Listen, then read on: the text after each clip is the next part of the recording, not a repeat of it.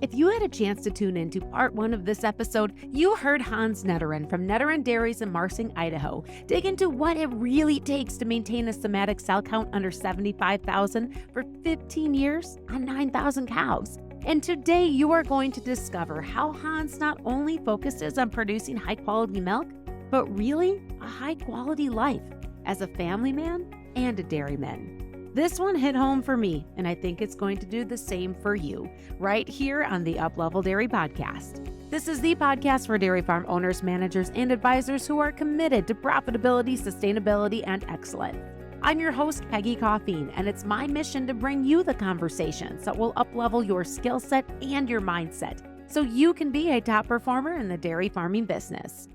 If you've been an Uplevel Dairy Podcast fan since the early days, you may recall the famous 5 questions I ask at the end of some podcast episodes. And you are about to hear Hans's response to the Uplevel 5. Grab a pen, take some notes. Let me tell you, these nuggets are worth writing down. This episode is sponsored by Adisseo. Adisseo is a global leader in nutritional solutions and premier provider of rumen-protected methionine for dairy producers who want to optimize milk production, capture more value from components, and maintain the health of their high-performing herds. So, question number 1, what does success look like to you? So success to me is leading my family in a way that is pleasing to God and leading my employees in a way to make them better people. Which in doing these two things actually makes me a better person. You have that down pretty pat, don't you? It's pretty succinct. And it plays right into everything else we've talked about, too. Right.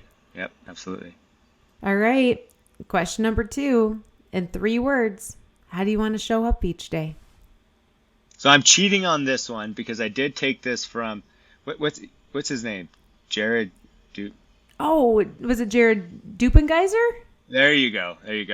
So I took this from him, so I'm going to give him credit for it. But I have read the book, and it's a really good book. But when I did see these, I was like, oh yeah, absolutely.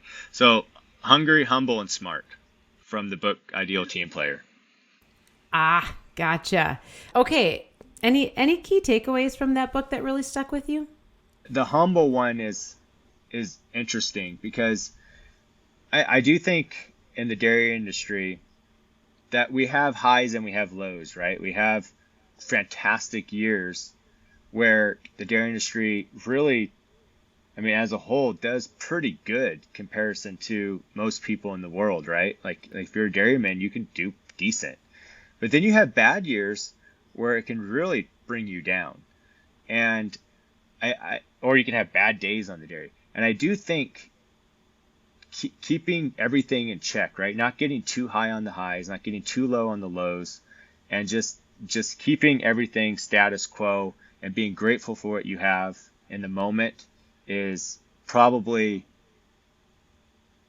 it should be the easiest thing, but probably the hardest thing to do, because when you're high, you're good, right? You're all good. And then when things are bad, you're down. And I think God has a funny way of putting us in check. Yeah. So hungry, humble, and smart. Awesome. And speaking of words, what words do you live by? You shared a lot of good ones, so I'm curious to see what your response is to this one. What words do I live by? This is probably my favorite quote. And I actually have it on my business card. Nothing in this world can take the place of persistence. Talent will not. Nothing is more common than unsuccessful men with talent. Genius will not. Unrewarded genius is almost a proverb. Education will not. The world is full of educated derelicts. Persistence and determination alone are omnipotent. And that's by Calvin Coolidge. And you said it multiple times, was the word perseverance. So perseverance, consistency, that's exactly what you just reiterated right there. Right. And you gotta do that. That's with your business, with your family. Everything has got to be, it's hard and good all at the same time, and you just got to persevere through it. So, good stuff. Okay, question number 4: who are the thought leaders that you follow? So, Dale Carnegie, I feel like, has made the biggest difference in how I deal with people, and that's because that book, How to Win Friends and Influence People, and I listen to that every August. It's usually when we start harvest, and I'm driving around different fields and whatnot, and so I got plenty of time to be driving, and so I just throw on How to Win Friends and Influence People, and it just reminds me of things that I should be doing again, right? And then there's an author called Matthew Kelly, and then Yes. I love him because he just, like, for myself, to better myself and for a family man, like, I just think he's great. Like, his books are so good. I just finished that one before Point Man, which is, well, I read all his books actually. And then this is probably a little cheesy, but it is who I am, right? And Jesus. So I think Jesus is probably the greatest influencer of all time. So those are the three that I try to live up to. You do read a lot, and you have a full library with lots of great books for developing yourself and developing your business. One thing that I find is that a lot of the advice that those books give can all be distilled back down to the Bible. Do you see that too sometimes? Oh yeah, absolutely. Yeah, absolutely. Yeah. No, I mean, all the main principles come from there, right? And they just elaborate on it. So yeah, it's fantastic. And question number 5 to wrap up our Up Level 5, Hans, is what's your next personal up level? So the area of your life you're looking to take to a higher level this year. I kind of wrote this down because I think this is important for me. So slowing down enough to enjoy my kids. I mean, time flies. I spend time with my kids, but really taking the time to listen to them and teach them. Sometimes I feel like we're just trying to get through the day when we have kids, but we're also raising the next generation, who in turn is raising the next generation, and so on. And I think that our influence goes way beyond what inconveniences today may bring. Today might be the best memory of their life, and I want to be a part of it. Tell me about your kids for a second. How many and how old? I got 4, so 3 boys and a girl, so my daughter has 3 bodyguards, so it works out great. My oldest son is 11, my second son is 9, and my daughter's 8, and then my youngest son is 5. I give you a lot of credit for being able to focus on who you want to be for them and also who you need to be when you go to the dairy each day. It's a lot. It's a lot to balance. It's clear that you are putting your mind and yourself in the places and the spaces to be intentional with how you do both of those things. Well, I try, but it's not always easy because, I mean, it's not easy not to take work home when you've had a bad day, right? So you just leaving that at the door is, I mean, I think a lot of people struggle with that. So I really try to do that. I've talked with plenty of other dairy owners and managers about the same thing. And in fact, as a business owner myself that works from my own house, it's hard. So what's worked for you? How have you found a way to separate? That's a great question. I weirdly enough, I'm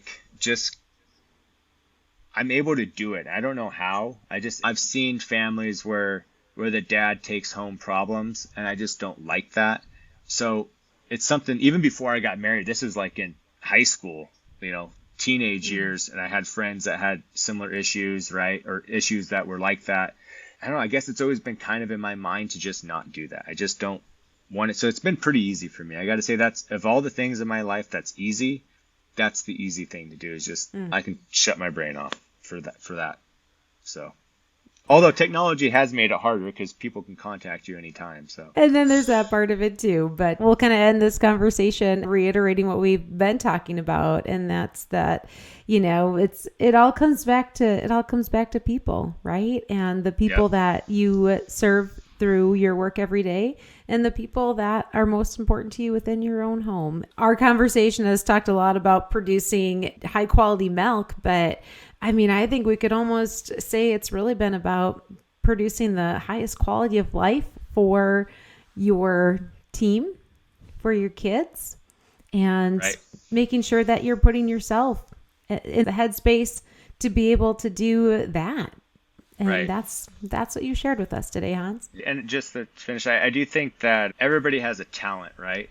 And I think my talent happens to be dairy. And I do think that this is a Christian aspect, obviously, but I do think that not fulfilling your talent that God gave you is in a way a little bit sinful. I do think that doing what you love is praising God. And I do think that not a lot of people, a lot of people go to work every day and they say, oh, I got to go to work and I hate this. And I don't know, to find something you love, because you got to wake up. You only have one life and it goes by so fast. You got to find something you love. And once you find something you love, I do think that you are praising God. I really think you are. Absolutely. Did you always want to be a dairyman? Yeah, actually, I wanted to be a congressman for a while. But then my wife kindly reminded me that being a lifelong politician is something I hate anyways. So why not do that when I'm older? Because I don't really like lifelong politicians. So then she had a point. So then I had to give her credit for that. I was like, okay, fair enough. Maybe I'll consider that later on. So what year should we vote for you for president then? My kids got to grow up. I got to be president as a father right now. So present versus president. There you go. Yeah. It has been so fun, Hans, having this conversation, and I really appreciate the depth at which we've been able to take this topic and really go deep on not just milk quality, but what it really means behind the scenes to be the person that shows up every day to make it all happen. And I appreciate too that you see and give credit to what you do, and that it's not just your work, it's God's work that you get to live out. So right.